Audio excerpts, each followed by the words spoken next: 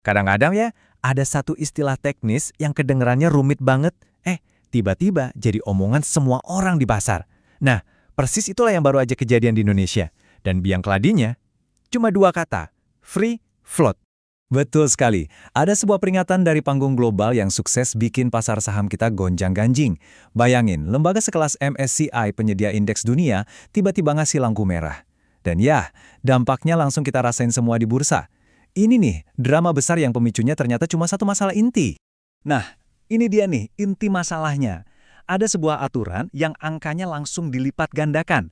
Dari 7,5% lompat jadi 15%. Kelihatannya sih angka kecil ya, tapi jangan salah, efeknya ini gede banget buat pasar. Jadi pertanyaannya sekarang, angka apa sih ini sebenarnya? Yap, ini dia pertanyaan besarnya. Kenapa sih satu konsep yang namanya free float ini bisa bikin heboh satu negara? Nah, di sini kita akan coba bongkar sama-sama. Kita akan kulik kenapa istilah ini punya power sebesar itu sampai bisa bikin pasar saham kita goyang. Oke, yuk kita mulai bedah. Oke, sebelum kita jauh-jauh ngebahas istilahnya, kita lihat dulu apa sih yang sebenarnya terjadi di lapangan.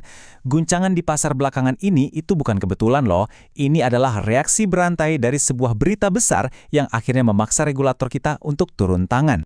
Begini kronologinya.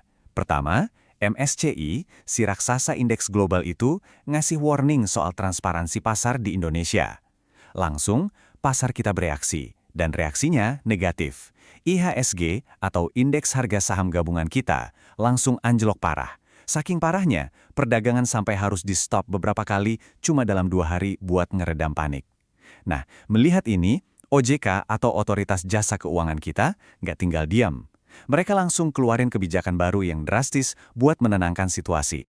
Oke, kita udah tahu apa yang terjadi. Sekarang waktunya kita cari tahu kenapa ini bisa terjadi. Yuk kita kupas tuntas konsep yang jadi inti dari semua ini. Apa itu free float? Gampangnya gini deh, free float itu adalah jumlah saham sebuah perusahaan yang benar-benar tersedia untuk kita, para investor publik, untuk diperjualbelikan di pasar. Jadi ini nggak termasuk saham yang dikunci atau dipegang erat-erat sama pendiri perusahaan, sama direksinya, atau sama pemerintah. Intinya ini adalah saham yang bebas beredar. Analogi kue ini pas banget buat ngejelasinnya. Coba bayangin ya, semua saham yang pernah diterbitkan sebuah perusahaan itu ibarat satu loyang kue utuh. Nah, itu yang namanya total outstanding shares. Tapi, yang disajikan di meja buat kita perjualbelikan itu cuma beberapa potong aja. Potongan-potongan inilah yang disebut free float. Jelas ya bedanya? Biar lebih kebayang, kita lihat contoh benerannya yuk. Ini dari laporan kepemilikan saham Astra International, ASII. Coba diperhatikan. Ada baris yang tulisannya masyarakat. Nah, jumlah saham yang ada di situlah, porsi yang dimiliki oleh investor publik kayak kita-kita ini, itu yang pada dasarnya adalah free float-nya Astra. Nah, kalau mau lihat angka pastinya, ada tempatnya sendiri. Di laporan resmi perusahaan, biasanya ada bagian khusus namanya informasi saham free float. Di situ angkanya gamblang banget. Kalau kita lihat di contoh Astra ini, tertulis jelas 45,05%. Ini nih, data yang penting banget buat kita sebagai investor, cek sebelum beli saham. Oke, sekarang kita udah ngerti apa itu free float dan cara nyarinya di mana. Terus pertanyaannya, emang sepenting apa sih angka ini? Ternyata penting banget. Efeknya itu kerasa mulai dari transaksi jual beli kita sehari-hari sampai kesehatan pasar saham secara keseluruhan. Setidaknya ada 4 pilar kenapa ini krusial banget. Pertama, likuiditas. Gampangnya, makin besar free float, makin banyak pembeli dan penjual. Artinya sahamnya gampang banget ditransaksikan. Kedua, volatilitas. Nah, ini kebalikannya. Kalau free float-nya kecil, harga sahamnya bisa naik turun gila-gilaan. Kenapa? Karena satu transaksi gede aja udah cukup buat menggoyang harganya. Ketiga, transparansi. Free float yang sehat itu bikin harga saham lebih adil, karena terbentuk dari permintaan dan penawaran banyak orang, bukan cuma dikontrol segelintir pemain besar. Dan yang terakhir, bobot indeks. Angka ini juga yang nentuin seberapa besar pengaruh sebuah saham terhadap pergerakan IHSG misalnya.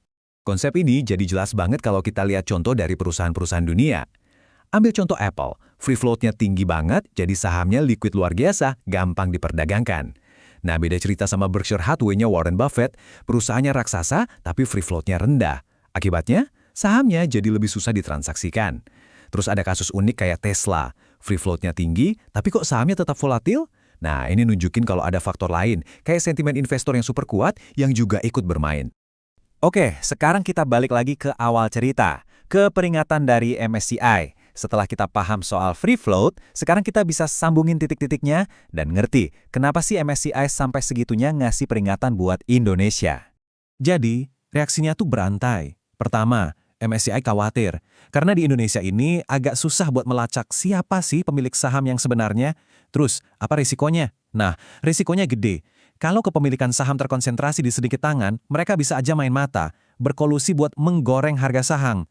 Dan sebagai jawaban atas kekhawatiran ini, OJK pun mengambil langkah, yaitu menaikkan aturan free float minimum jadi 15%. Harapannya, pasar jadi lebih terang dan susah dimanipulasi.